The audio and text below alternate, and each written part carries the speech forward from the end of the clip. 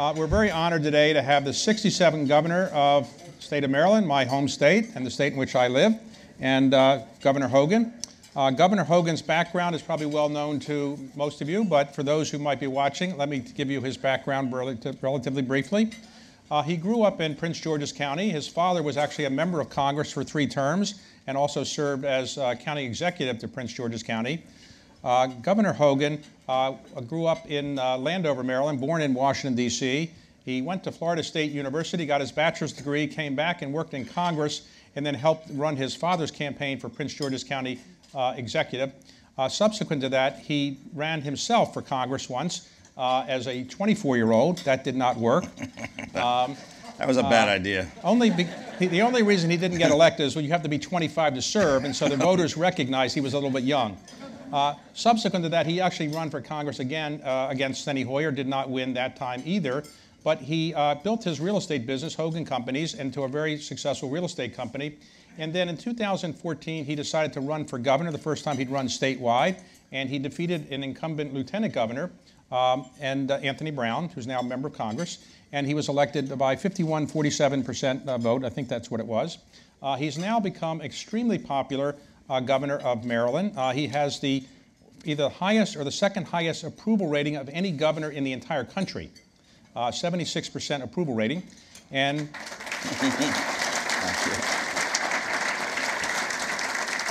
and according to the Washington Post surveys, he has the highest approval rating of any person who's ever served as governor of Maryland.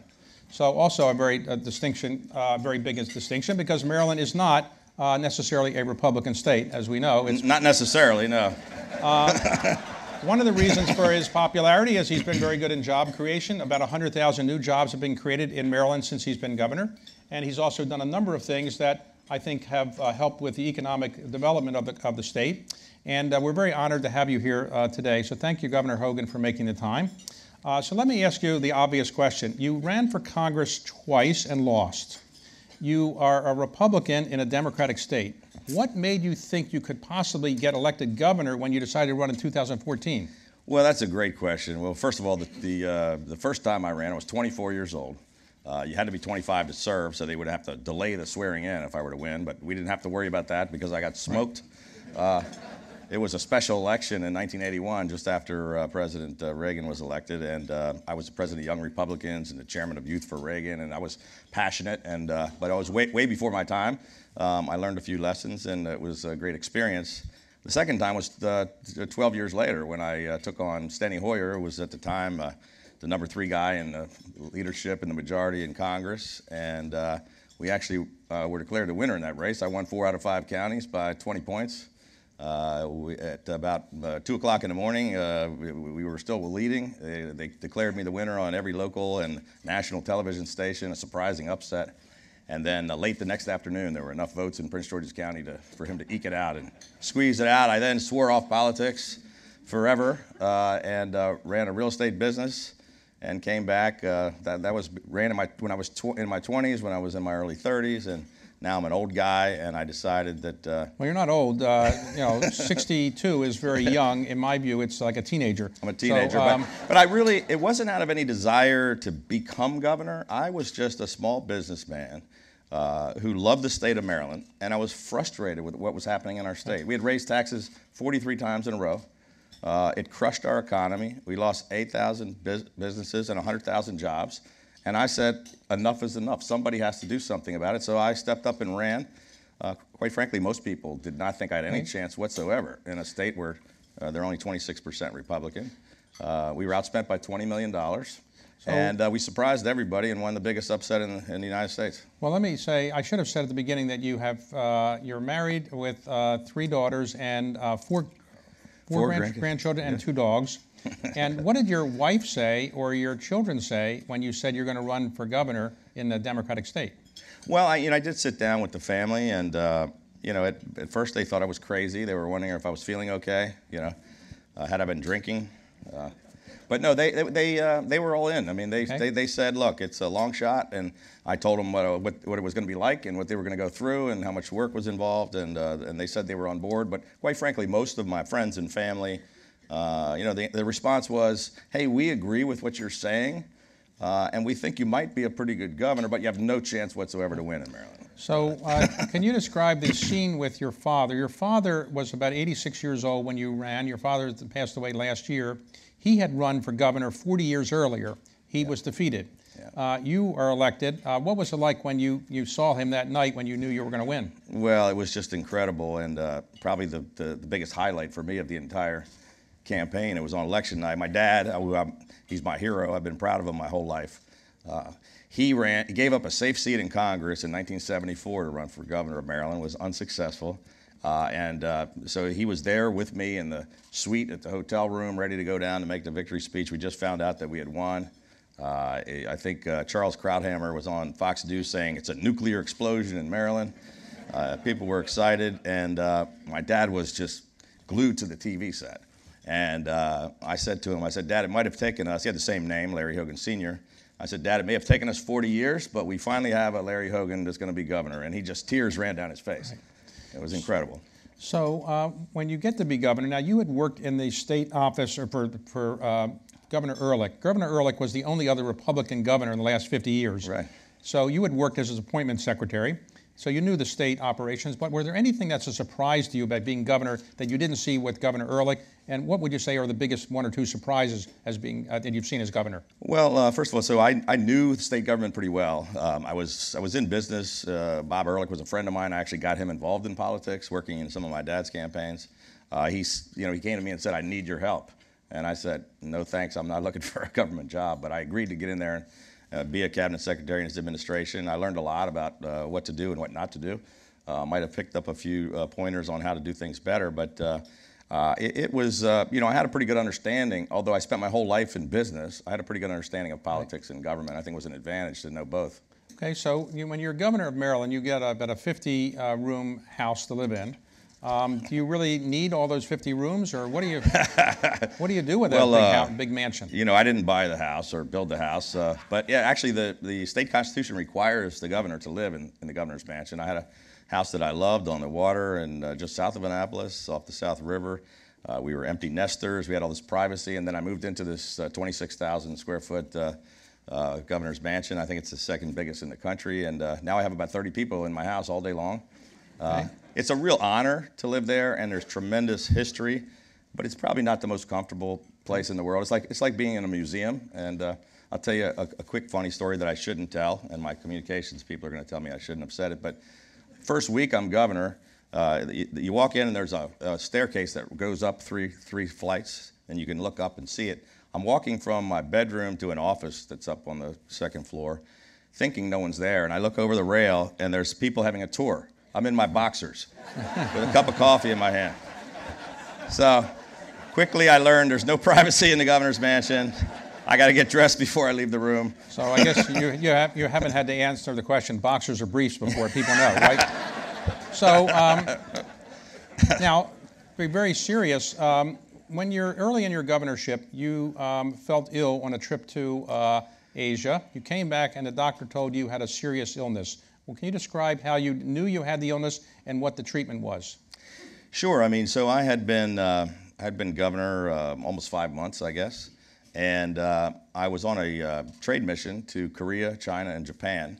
And I guess I first started to feel some on the flight to Korea. I had a back pain, and I thought it was just pulled muscle or something. But it's a long flight, maybe 20 hours on a plane. And then we were in China, and I was walking the Great Wall of China, and I got out of breath, and then a couple days later I was in Japan, and I felt like a golf ball sized thing pop out. I was shaving, and I said, something's not right. I'm going to check that out when I get home. But other than that, I had no symptoms at all, and I went to my doctor, who said, I don't think it's anything. It's probably a benign cyst of some kind, but I'm going to send you for a scan, a CAT scan, to see what's going on there. And then they said they'd like to go a little further and a little further and a little further.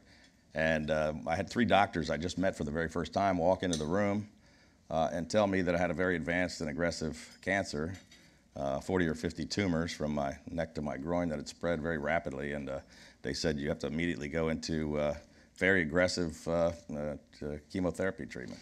So when you heard that, and you had non-Hodgkin's lymphoma, which is treatable and has about a 70% survival rate, but it's still a very serious disease. Right. Did you say, well, maybe I should give up being governor, get rid of the stress, and just get treatment? Did you consider that? No, I never did. I mean, you know, probably everybody in this room has, in one way or another, been touched by cancer, either themselves or with a spouse or a parent or a child or somebody they love. And I'll tell you, everybody else that goes through it tries to fight to, you know, go about their daily business and do their job as best they can and to keep working. So I never thought about, you know, stepping aside from the job. But look, I was a new governor. I was a father with 3 daughters and at the time 2 grandkids. And, you know, and for my first, this was Father's Day weekend, Friday, when I got diagnosed. And I had to go home and explain it to my wife and my kids. My dad came over for Father's Day dinner. Had to explain it to him. He probably took it the worst. But it's actually the family. It was worse on them than it was on me. I never for a moment, you know, got upset or concerned, but they were in tears, obviously, and felt a little helpless. And then I immediately the next week said, I have to tell the rest of the people, because I had a whole state counting on me as a new governor. I wanted to be as open and transparent as possible. So I scheduled a press conference. I was having a bone marrow surgery that morning, and I'm in the Anne Arundel Hospital, and they are going to drill a 12-inch thing into the side of my hip to test to see if the cancer had gone into my bone marrow. And I'm in the prep room, and the nurse says, you know, we're going to put you under full anesthesia, and then afterwards we're going to give you a Percocet and Vicodin. So whatever you do, don't make any major decisions. Don't drive, which the state police won't let me drive anymore. And don't operate any heavy machinery. And I said, well, I'm not planning on doing any of those things, but I am going to have a press conference at 2 o'clock today. And she said, that's a really bad idea. Right. You're not going to be able to do that. And I said, well, I have to, because I'm going to go into the hospital tomorrow to start chemo, and I want to tell the world about what's going on before they read about it or hear some rumor. So she runs out of the room. The surgeon comes in with his mask and his gloves, and he says, Governor, my nurse tells me you're going to try to have a press conference today. That's not a good idea. You're going to be heavily medicated. And I said, well, I have to do it. And he said, they're not going to ask you questions, are they? I said, I'm pretty sure they're going to ask questions. But it was like truth serum. I got up there and I said, whatever you want to know, I'll tell you the whole story. So I went in that morning. I told my immediate staff and my cabinet, and then I told the rest of the world. And, you know, a funny part of that was, one of the questions was, well, Governor, what are the odds? What are your odds? And in front of this group, I said, well, they're a whole lot better than they were of me beating Anthony Brown and becoming governor. I know that one. So and then somebody said, well, is there a case where the lieutenant governor would have to take over? Do you envision a time when the lieutenant governor would have to take over for you? And I said, I'm pretty sure if I die, the lieutenant governor's going to have to take over. So you went through 18 months of treatment, more or less, and Yes. it's a very intensive every day. So was it possible to really do a lot of work when that Sure. treatment? So I, off and on, I did 6 months of 24-hour-a-day chemotherapy. I would go in for 5 days, 24 hours a day. They were feeding me full of 5 different kinds of chemicals, and I'd take it 10 days off and then go back again and then back again. So while I was in the hospital, I had cabinet meetings, I had senior staff meetings. They brought me stacks of work. And I kept working in the hospital, and when I was out, I was trying to keep as regular a schedule as possible. I did 4 surgeries, 6 months of 24-hour chemotherapy, another 12 months of normal chemo, radiation. I mean, it's all kinds of crazy things. And I made it through and kept working and got a lot done. So now you are in remission. Is that what how you would characterize I it? am now 100% cancer-free and in complete remission, which is terrific. Great. So now, obviously, as everyone knows, when you go into chemo, among the side effects that are visible is you tend to lose your hair. Your hair was longer. Now that your hair has grown back, you have a buzz cut. Is that a new thing you're... Well, so I used to have a beautiful head of gray hair like yours. Well, it's... Very thick mane. I thought I was very distinguished. But it hasn't quite come back. I mean, after 18 months of chemo, it's growing on the sides, but not in the middle. So I used to have a thick head of hair. It looks better short. Okay. And I think it's not as distinguished, but I look tougher. So okay. All right. I'm going for like The Rock or Bruce Willis. Okay, I got it. And I can tell you, this was our most successful legislative session ever. I think it was the hair. Right. I was intimidating the legislature. Now, Maryland is obviously a very Democratic state. It's gone, in the last 11 presidential elections, I think only 3 times they've gone Republican. As I mentioned, only one other person was a Republican elected governor the last 50 years. So how do you govern the state as a Republican governor when the Democratic legislature is so Democratic, How do you deal with that? You have to veto a lot of things, and how hard has it been for you? Well, it hasn't been that hard. I mean, it's been, I knew what I was getting into. As you know, I started 9 years ago a group called Change Maryland, which is a nonpartisan grassroots organization made up of Democrats, Independents, and Republicans, and that grew into a campaign for governor because we were about trying to change Maryland for the better. It was a message that wasn't about Republicans and Democrats. It was about Maryland's future. It was about focusing on the economic issues, helping us grow the private sector, put more people to work, and turn our economy around. So I went into it not as a partisan Republican, but as about as close as you could get to an independent. And I knew that the legislature in both houses is more than 2/3, not just Democrats, but really very liberal Democrats who might not agree with me on everything. But I thought that if we just reached across the aisle and came up with common sense bipartisan solutions, we could make progress. And from the very first day, my inaugural address, I talked about trying to find that middle ground where we could all stand together. And I talked about ushering in a new era of bipartisanship. And it's exactly what we have done. In spite of the fact that we're of different parties, I think we've gotten more done than any previous governor in Maryland. I think it's why when I ran for governor, more than 2/3 of all Marylanders thought we were heading in the wrong direction. And now, as you pointed out, 76% of the people in Maryland think we're doing a good job and we're heading in the right direction, and we've accomplished a heck of a lot in a bipartisan way. One of the things that you're trying to accomplish now is to, as other governors are, is to get Amazon to relocate its second headquarters. What do you think the chances are that will happen? I think it's a really good chance it's going to happen. I think that we're on the short list.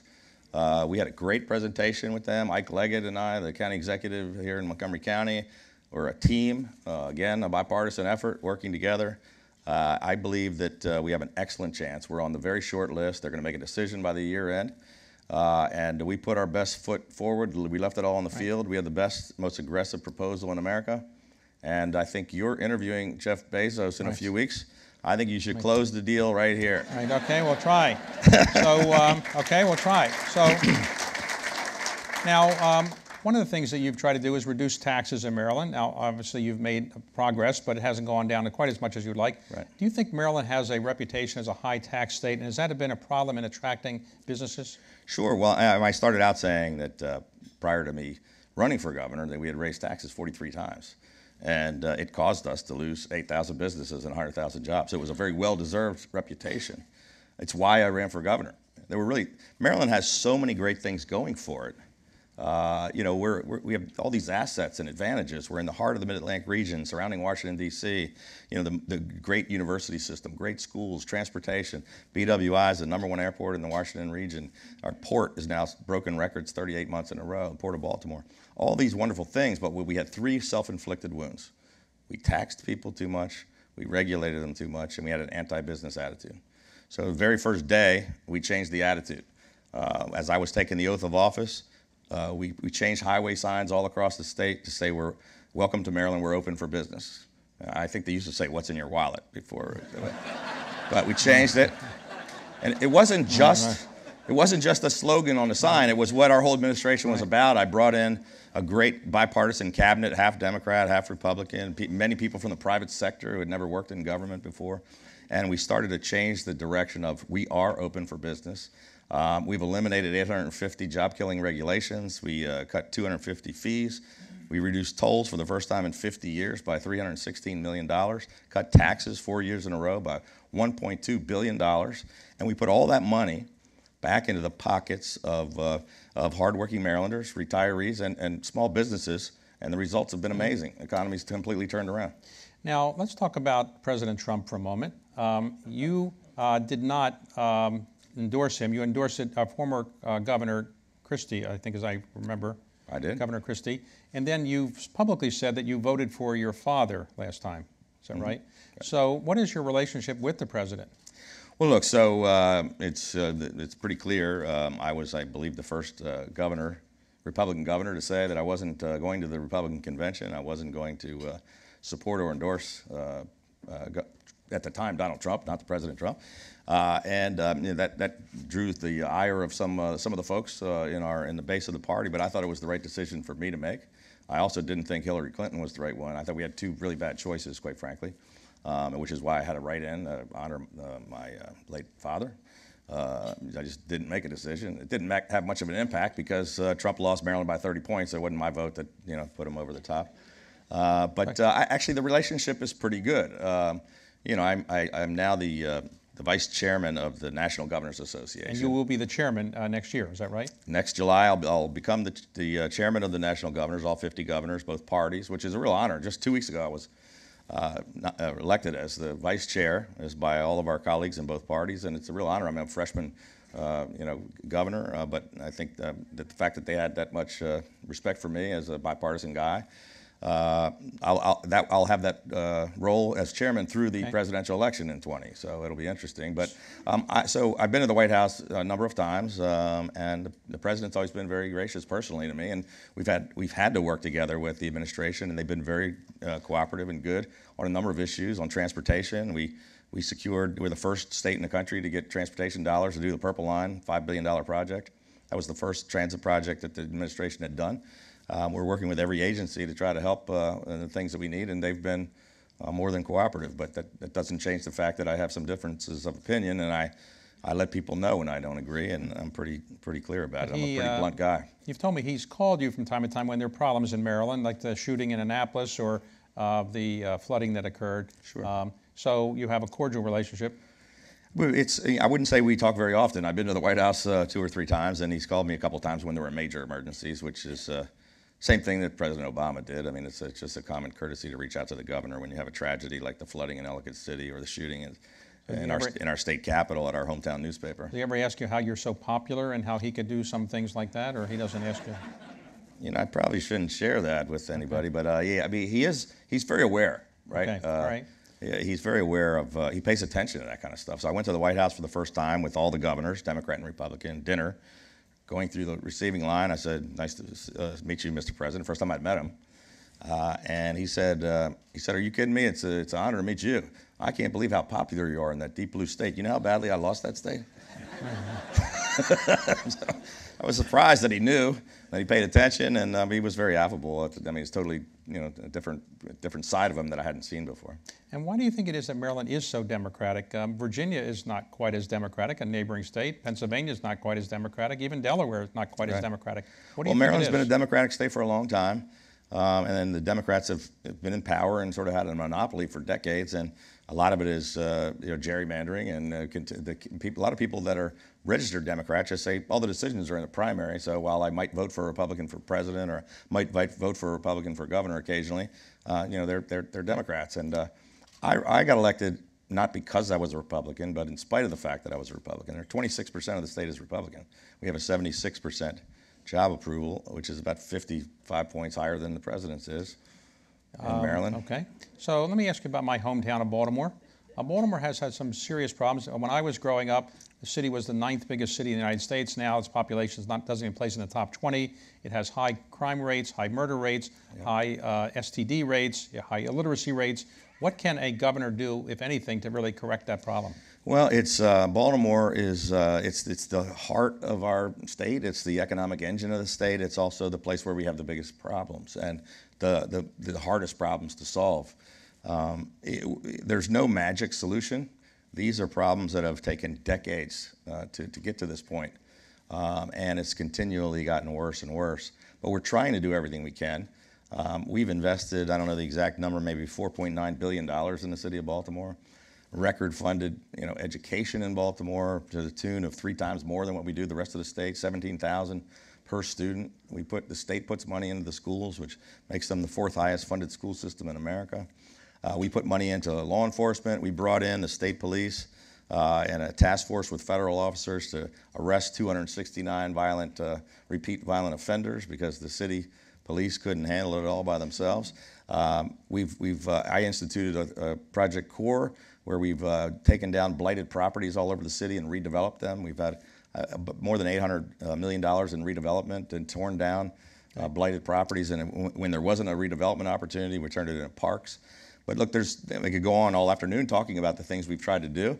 I'll say that probably, even though it's only 9% or 10% of our population, I've probably focused about 70 or 80% of our time and our effort and our money on how do we solve some of the problems in Baltimore. And it's just, we're making some progress, but some of the things are just out of control. A lot of it has to do with the opioid crisis and fentanyl and carfentanil taking over the streets. That's why we have all the murders, and that's why we're losing so many people. But it's something that's going to take everybody working together for a long time to turn that city around. Speaking of a killing there was a killing of Freddie Gray, and you moved your office to Baltimore. How did you do that, and why did you decide to do that at the time?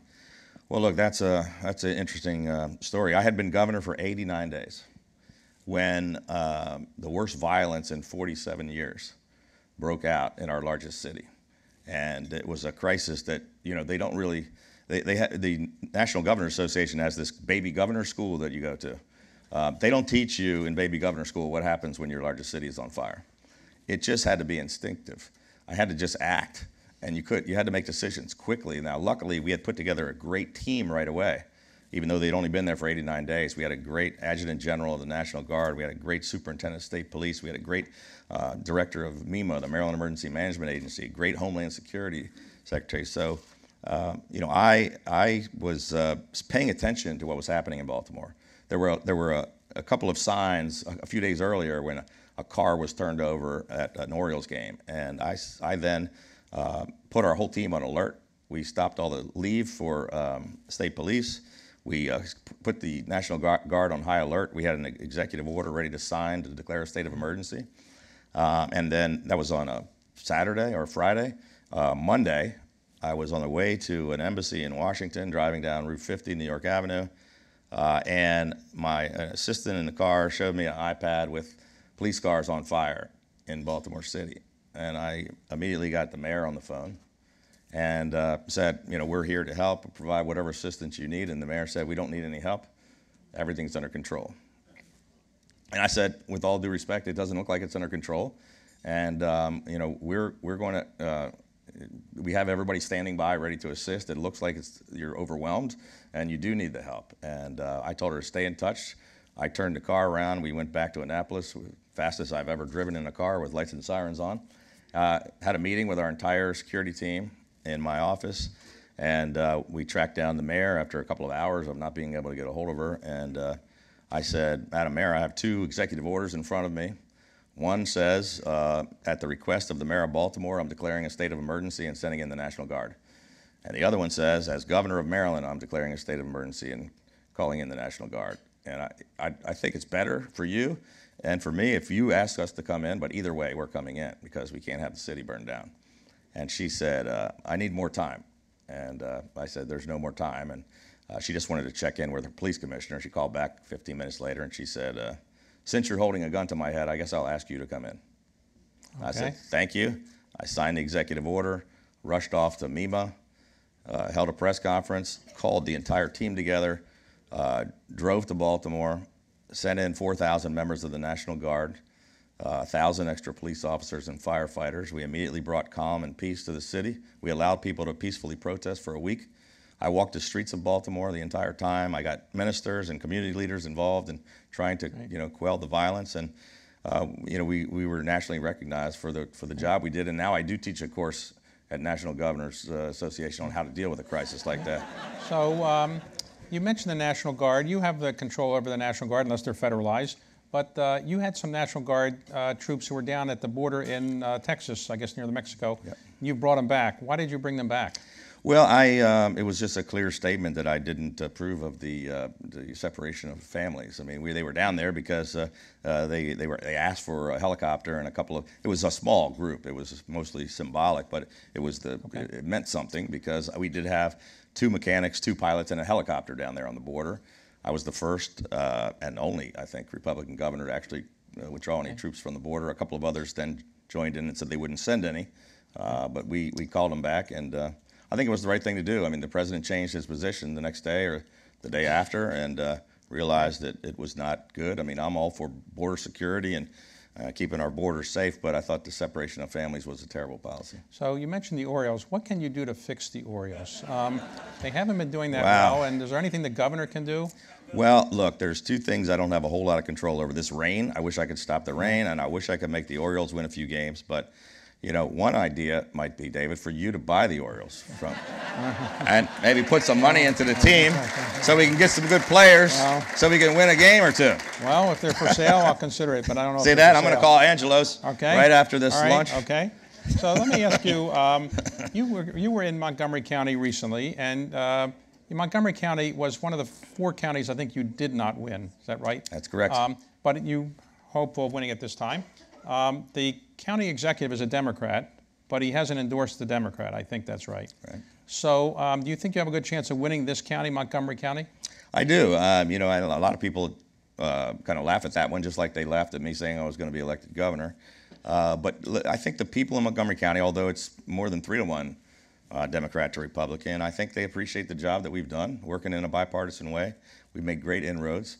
We've had an excellent working relationship with Ike Leggett, who is a Democrat. He and I have worked together on the Purple Line, on transportation issues, on 270, on 495, on saving Marriott and putting them in Bethesda with 3,800 jobs, on working together on Amazon. And he's just one of many elected officials in Maryland. We've had 50 elected Democrats, or formerly elected Democrats, come out and endorse me. Most of the unions in the state are endorsing me. And many of the top Democrats, including the comptroller Peter Francho, Ike Leggett, and a dozen others, have said they're not getting behind the other guy, and that's sort of almost an endorsement. Okay. So you obviously worked very hard. You've had the health challenges. What do you do for rest and relaxation? You have a home in Ocean City. Do you ever get there? I think I got there once in the whole time I've been governor for 4 years. I've been to Ocean City many times for conventions, but typically we're running in and running out, or we're staying at a hotel because we're traveling with a big group of folks. But I have a place there. Yeah, it's not being used much. So what do you do for rest and relaxation? I don't have a whole lot of rest and relaxation, honestly. I'm not just saying that. I work, especially now with the campaign, I go 7 days and 7 nights a week. I rarely ever take a day off. I think I was looking at the calendar. I have a half a day off on August 28th. That's my next opportunity. But I work a lot. I'm a workaholic, and I enjoy being out meeting people. So it's part of my enjoyment is doing things like this and getting a chance to talk with people like you. But the little bit of time I like to spend with my grandkids and my dogs and get out and get some fresh air, maybe get on the water. Now you have adopted some new dogs, is that right? Rescue dogs? This is a great story. So we were doing a bill signing to sign some anti-puppy mill bills and bills to encourage adoption. And they brought all these dogs and puppies in from shelters all around the state, and I was a sucker. I fell for these little puppies. It was Baltimore City, the Barks shelter, did a wonderful job. They had a mom and 4 little puppies, and we ended up together with my granddaughter and my press secretary and her family. We rescued all 4 puppies and the mom. So I have the mom and one of the puppies who are just adorable, and my granddaughter has one, and we rescued the other 2 with my press secretary and her parents. We're having a family reunion on Puppy Day. We're going to have all the puppies together with the mom. So, wow. And look, they came off the streets of West Baltimore. They then went to the Bark shelter. So they went from the roughest part of Baltimore neighborhood to jail at the Barks to living at the governor's mansion. This is like America. What a great country. It's like Cinderella. Now, as I They're so happy, too, let me tell you. You're very young, as I mentioned, a teenager by my standards, 62 years old. If you were reelected, you would at the end be 66 or 67. Still a young age, I think, very young. Would you ever consider running for national office after your second term, if you have a second term? Well, I had never really given that much thought. I mean, I'm really focused. I never really thought about running for governor. Right. But right now I'm focused on just getting reelected because I think there are a lot more things we can get done in the second 4 years. But, I mean, you never say never. We're one of the most popular governors in the country, and I'll be chairman of the National Governors Association. But the question was only after the second term. Right. You didn't say anything about 2020. I mean. Well, I'm just kidding. So you haven't endorsed anybody for 2020? I have not. Okay. All right, we have time for questions. Who has questions for the governor? This is not a shy audience usually. Wow. Here's one right here. Stand up, just give your name and, if you would, and speak loudly. Governor, thank you for being here. Thank you. This question, before I heard you describe yourself as tougher and more blunt, so I want you to know this is Bob Flanagan who's asking. Flanagan's pretty tough. He should shave his head, then he'd really be tough. The vision for the 470, 270 BW Parkway project is remarkable, and I'm sure biggest surprises you've encountered since you put it on the table, and what do you see maybe as some of the greatest challenges? Well, thank you. It's a great question. Well, first of all, transportation infrastructure has been a real focus of ours. Our state had not really built a road or fixed a road for 8 years. And they had drained, or I say siphoned, $1 billion out of the Transportation Trust Fund to spend on other things. We had the worst crumbling roads and bridges and the worst traffic in America. And I pledged to do something about it. So we put $14.8 billion in our transportation plan. As we sit here today, we're moving forward on the top priority transportation project in every one of our 24 jurisdictions, some of which have been sitting around for decades. As we sit here today, we have 860 projects under construction, totaling $9 billion, which is unprecedented. And then in addition to that, we've proposed a $9 billion P3 public-private partnership, which is the largest in the world for transportation, to widen 270 all the way from the Capitol Beltway to Frederick, and to widen the Capitol Beltway all the way from Virginia to Virginia. And that's the project that we put out there that we're moving forward on, about to get solicit bids shortly.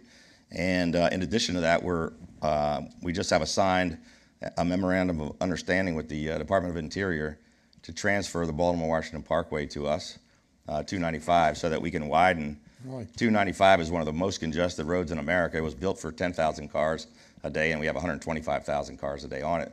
But we're going to widen it all the way from Washington to Baltimore, which will be transformative, in addition to transit projects like Purple Line, which we've put $5 billion into, and we've revamped the entire transit system in Baltimore with $400 million investment. Okay, other questions? That was it. Must be, here's one, right here. Governor, Vince Burke, what do you see the possibility of the Maryland tax credits for education where disadvantaged kids can take advantage of a private education? Is that something you'd like to see grow? So great idea. So I proposed unlimited tax incentives for anyone that makes a contribution to a public or private school, to allow for just that. So many people that want to give that could help. That was rejected by the legislature, and instead they came up with a program basically to provide a limited number of taxpayer-paid scholarships for disadvantaged kids to go into private schools, which is still a good program, but it's not the one that I proposed. And it's funny, now I'm being criticized because they're calling it a Trump, DeVos, Hogan school voucher program. It was actually done by Democrats in the legislature, Mike Miller and Mike Bush, and it was not my idea. But yeah, I think trying to provide various opportunities for kids to get a better education is critical. We've been pushing P-TECH schools. We're big on charter schools. We're trying to fix persistently failing schools. We've provided record funding 4 years in a row, $25 billion. No governor's ever spent more. I also proposed a lockbox, which is on the ballot in November, to provide an additional $4.4 billion for K through 12 education. But look, every single child in our state deserves a world-class education, regardless of what neighborhood they happen to grow up in. And that's not what's happening. I mean, we have great schools here in Montgomery County. We have the best schools in America in Howard County. Our schools are, in the top 10 in America overall. But we've got 13 schools in Baltimore City. Even though we spend 3 times as much money, 13 schools with 0 proficiency in math and English. It's just unacceptable. We're cheating a whole generation of kids out of an opportunity for a better future. So if you're going to widen the Baltimore-Washington Parkway, which I've been traveling much of my life, do you think it's fair to get a speeding ticket if you're only a few miles over the speed limit?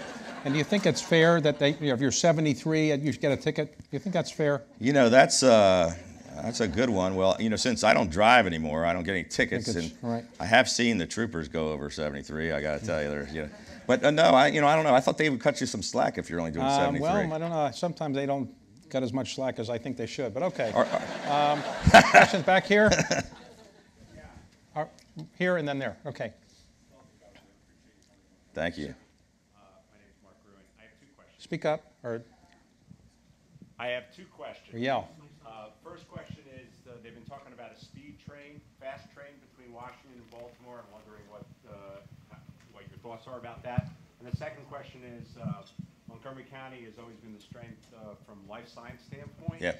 And it continues to evolve, but it needs some more support. I was wondering what your thoughts are about that. Absolutely. 2 great questions. High-speed train from Washington to Baltimore. On that trip to Japan, when I discovered I had cancer, I also got to ride on the maglev train at, I think, 390 miles an hour. It's amazing because there's no friction. It actually levitates off the ground 4 inches, magnetic.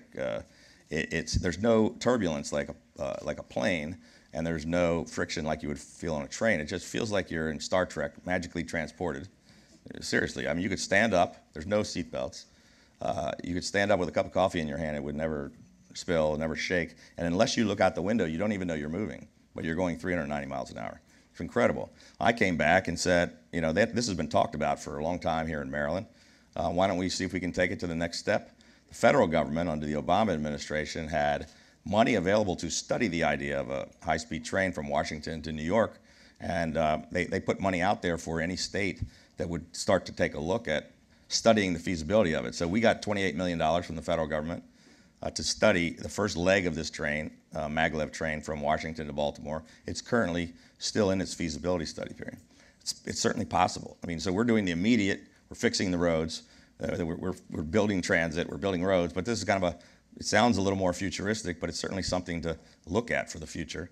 In addition to that, after that, Elon Musk comes up with a Hyperloop idea, and we've given him a permit to do a test study in Maryland to potentially do Hyperloop, which is even faster and even cheaper and doesn't require any federal investment. So both of them are currently now in various stages of study with Maryland and Washington, D.C.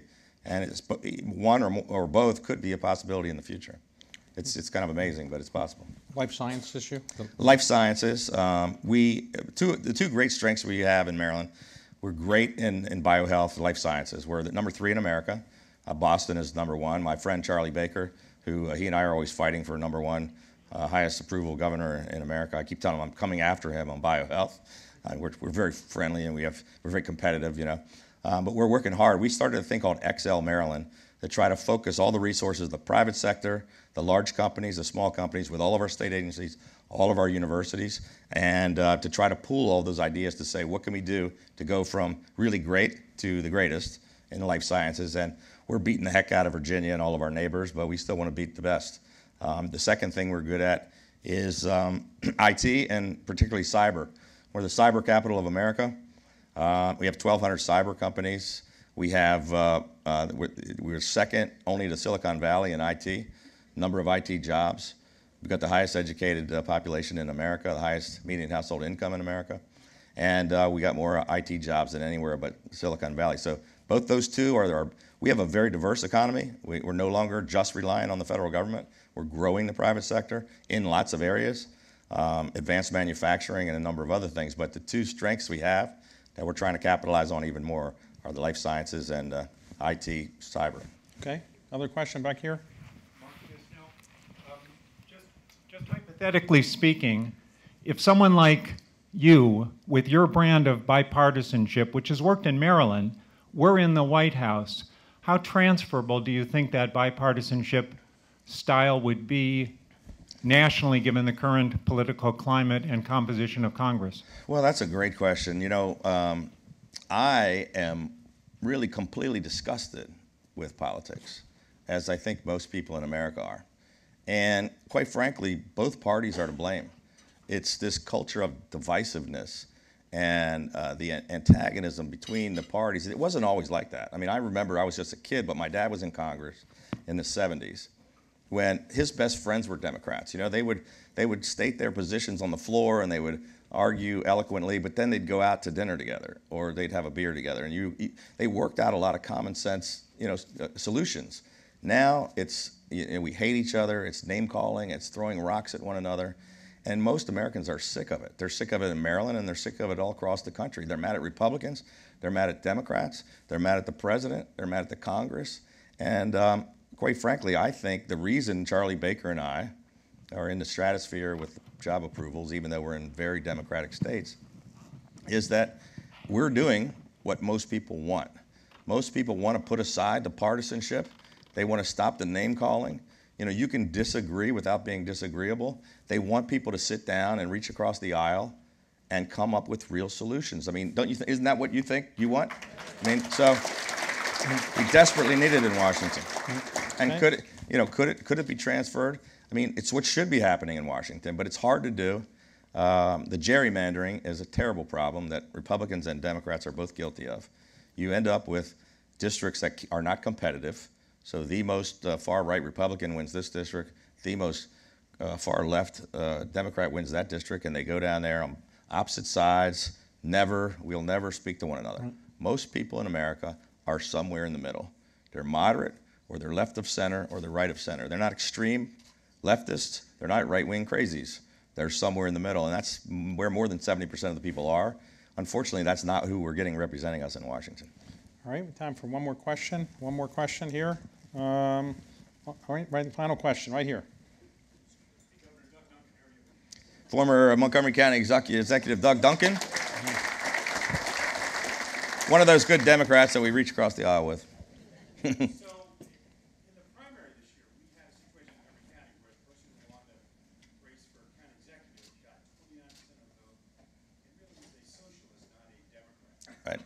So, what are your thoughts on changing the primary process to give people sort of a second chance, like they do in California, other than in the South, of making it that you got to have more than just 29% of the vote to be the nominee? It's a great idea, and it's worth considering. Thank you, Doug. It's interesting. We had 9 people running in the Democratic primary for governor, and you had a hotly contested race for county executive. In both cases, they elected, self-described socialists, very far left, and it's unfortunate because I'm not sure that they represent a majority of the Democratic Party, or certainly not a majority of the people in the state. And there's a couple of things. One, you could do runoffs like some of the southern states do. If you don't get a majority, you have to go back and try to win a majority. Or another idea is open primaries, where people should be able to go and vote for whichever one. Right now, independents are not allowed to vote, right? And I'm for considering that as well, because it shouldn't be a tiny minority of the Democratic Party that comes out to vote in a primary and then is split multiple ways. And this guy who may have a 5 or 10% of the Democratic vote, of the overall vote, wins the nomination. So I'm open to looking at it differently. The system doesn't seem to be working well. I'm all for nonpartisan redistricting, which it doesn't help the county-wide races or the statewide races, but it sure helps with members of the legislature, members of Congress, if you take the politics out of it and you don't have elected officials choosing their constituents instead of vice versa, drawing their own districts for their own benefit. So I think we just need to look at what can we do to make the system work better, because it's definitely broken. So, thank you, Doug. Thank you for all your service. So for final question for the governor, for people who might be watching, if you're not from Maryland and you have some free time and you want to go be a tourist in Maryland, what is the most important 1 or 2 things to see? Well, we have so much to see, but I'm partial. I'm partial to Annapolis, the state capital. We're the nation's longest continually operated capital. We are the first capital of the United States. Beautiful on the Chesapeake Bay, the water, the sailboats. Enjoy our seafood. I mean, there's a lot of places. We have hundreds. We're America in miniature. We have a little bit of something for everybody. But I would go to visit the state capital, which is just down the road. Some people come to Washington and they never get out there, 30 miles away. But I'd check it out. It's a great historic town. It's like Williamsburg, but it's not fake. It's been there forever. It wasn't rebuilt from scratch. It's been there since the 1700s. The buildings are still occupied. All right. So very nice, but we want to encourage everybody. Today, right before I came here, by the way, one of the fun things you get to do as governor, we opened a new Guinness brewery in Baltimore County. So that's a good one to come visit. Right. Enjoy a pint and go through the tour of the Guinness factory. Thank you very much for your time, Governor. David, thank you so much. Appreciate it. Thank you very much. Great. Well done. Thank you.